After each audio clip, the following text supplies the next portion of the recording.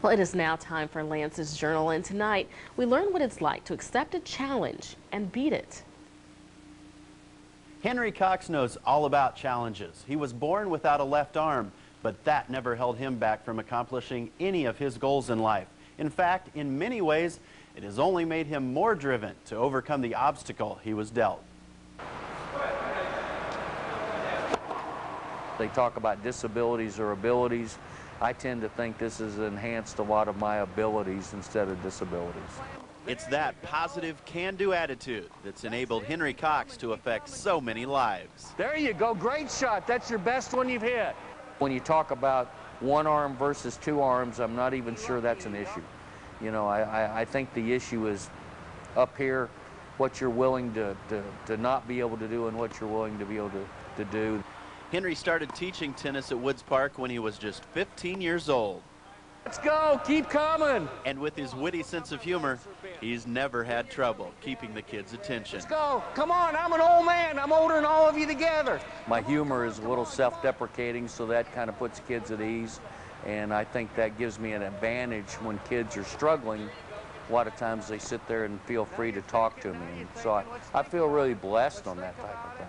Think about it. You got to be smarter than the ball. Come on. Every time I go out to eat or something, people come over and say, hey, Henry, you did this or you did that. And I think it's just really important. I love seeing the accomplishments that kids have done, and I'm almost overwhelmed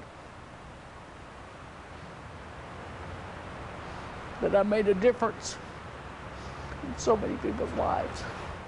But what you've got to do is really come through the ball like it's a throwing motion.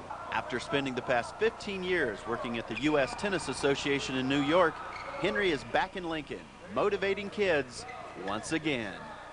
How many of you can tie your shoes? It's just me. Oh, I'm sorry. Do that. Okay, how many of you can tie your shoes with one hand?